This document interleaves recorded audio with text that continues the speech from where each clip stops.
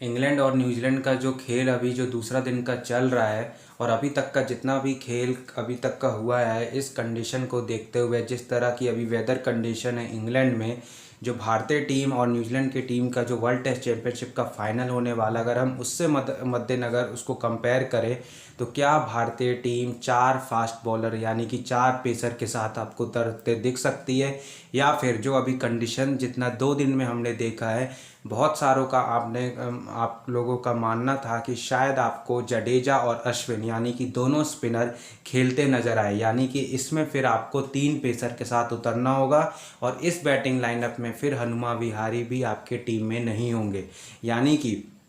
जो सबसे बड़ा सवाल उठता है, जो अभी तक 2 दिन का खेल जो इंग्लैंड और न्यूजीलैंड के बीच हुआ है, जहां पे न्यूजीलैंड की टीम की ओर से अगर हम बात करें तो न्यूजीलैंड की टीम में एक कॉनवे और निकलस को छोड़ देते हैं तो दूसरे अन्य बल्लेबाज भी उतना ज़्यादा तो जो दमखम था वो नहीं दिखा पाए, यानी कि जो बॉलिंग है वो इंग्लैंड की थोड़ी सी यहाँ पे जो है कल के मुकाबले इम्प्रूव हुई थी। लेकिन जो इंडिया के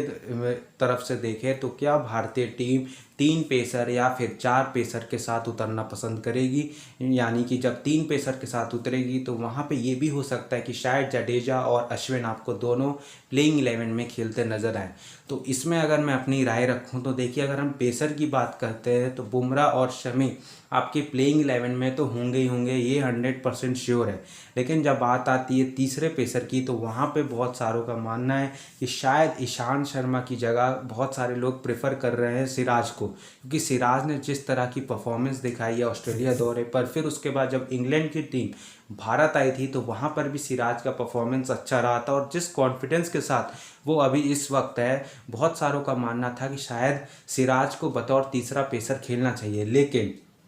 अगर आप मेरी राय सुनिएगा और जिस तरह से ये टीम इंडिया का पिछला आईसीसी टूर्नामेंट्स में जो इतिहास रहा है कि आप मेन मुकाबले में जाके हार जाते हो, तो उसका जो सबसे बड़ा कारण जो हारने का रहा है कि ये जो टीम इंडिया है या फिर जो विराट कोहली और टीम मैनेजमेंट की जो अप्रोच रहती है रवि शास्त्री की, ये नए प्लेयर को मेन मुकाबले में ट्राई आउट कर देते हैं। यहाँ पे मेरे हिसाब से आपके जो 3 मेन पेसर्स हैं वो तो खेलने ही चाहिए। बुमराह शमी तो खेलेंगे ही खेलेंगे, और आपको ईशांत के साथ भी जाना चाहिए, क्योंकि ईशांत और इंग्लैंड का जो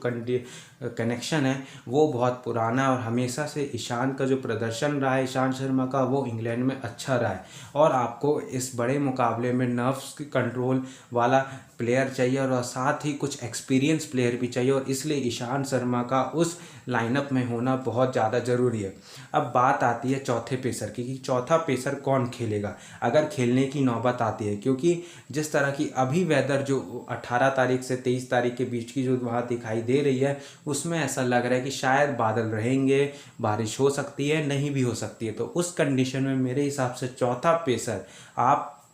शार्दुल ठाकुर को खिलाएंगे, क्योंकि शार्दुल ठाकुर को इसलिए, हालांकि अगर मैं शार्दुल ठाकुर और सिराज को कंपेयर करूं तो सिराज ज़्यादा अच्छे हैं अपने बॉलिंग में, और जिस तरह का कॉन्फिडेंस अभी सिराज का है, सिराज को ऊपर मौका देना चाहिए। लेकिन शार्दुल के साथ आप इसलिए प्रेफर करेंगे क्योंकि शार्दुल आपको बॉलिंग का भी ऑप्शन देते हैं। तो अगर आप 4 पेसर के साथ जाएगी टीम इंडिया, यानी कि विराट कोहली अगर 4 पेसर को प्रेफर करेंगे तो 3 पेसर तो मेरे हिसाब से वही होने चाहिए जो एक्सपीरियंस है। लेकिन जब चौथे पेसर की बात आएगी तो वहाँ पे मेरे हिसाब से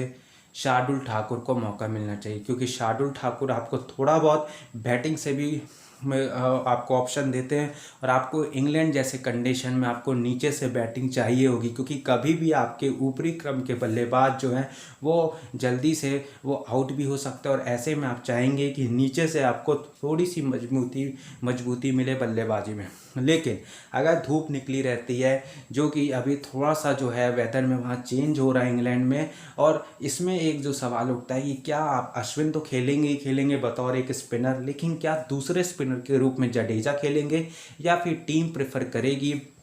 हनुमा विहारी को। तो इसमें अगर धूप निकला रहता है तब वहाँ पे शायद ये बड़ा कॉल होगा, और धूप निकला रहेगा तो जडेजा को तो ज़रूर खिलाएगी टीम इंडिया। और जडेजा ने जिस तरह से परफॉर्मेंस किया था पिछले आईसीसी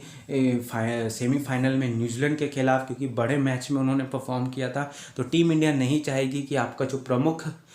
खिलाड़ी है वो आप टीम से बाहर बैठाए, प्लेइंग 11 से बाहर बैठाए। तो अगर धूप निकली रहती है तो ये जो है कि आपके जो 2 स्पिनर खेल सकते हैं, और इसमें फिर जो है हनुमा विहारी बाहर बैठेंगे और आपके 3 पेसर्स खेलेंगे। यानी कि जो टीम रहेगी वो 5 बल्लेबाज, 1 विकेट कीपर बैट्समैन, आपके ऋषभ पंत होंगे, फिर 2 स्पिनर होंगे और फिर उसके बाद 3 पेसर खेलेंगे। लेकिन अगर कोई लोग जो चॉइसेस की बात कर रहे हैं कि शायद अगर 1 स्पिनर खिलाने की बारी आए और आपको हनुमा विहारी एक एक्स्ट्रा बैट्समैन खिलाने की नौबत आ सकती है, जैसे कि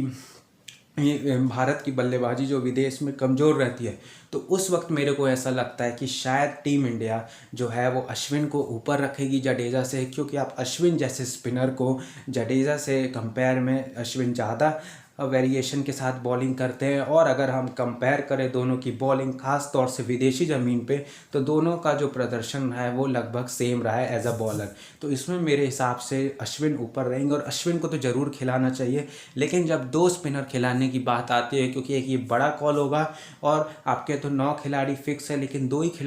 खिलाड़ियों को चुनने में ही जो टीम मैनेजमेंट और विराट कोहली की माथापच्ची होगी, और उसमें मेरे हिसाब से ये बड़ा कॉल होगा अगर जडेजा बाहर बैठते हैं। लेकिन अगर धूप खिली रहती है तो मेरे हिसाब से जो दिन का खेल, 2 दिन का खेल जिस तरह से अभी इंग्लैंड और न्यूजीलैंड के बीच हुआ है, इसको मद्देनजर देखते हुए मेरे हिसाब से जडेजा के साथ जडेजा अश्विन 2 स्पिनर हो गए और 3 पेसर में आपके 3 मेन पेसर के साथ जाना चाहिए। आपको इस फाइनल मुकाबले में कुछ एक्स्ट्रा ट्राई आउट नहीं करना है। ये गलती अगर आप करेंगे तो जो 2019 वाला हाल हुआ था वो फिर से हो सकता है, क्योंकि आप चाहेंगे कि इस मेन मुकाबले में आपका एक्सपीरियंस खिलाड़ी मैदान पर उतरे। तो ये आज की चर्चा थी जिस पर हमने आज क्रिकेट Q&A पे डिस्कस किया कि क्या टीम इंडिया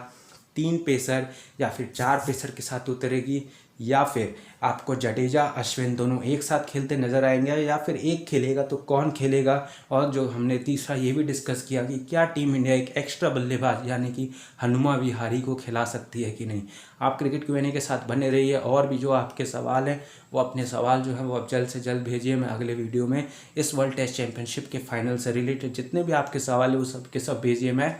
अगले वीडियो में आपके सवाल लूँगा। तब तक के लिए चैनल को सब्सक्राइब करिए, वीडियो को लाइक करिए और भी वीडियो को शेयर करिए। तब तक के लिए शुक्रिया, धन्यवाद, बाय बाय।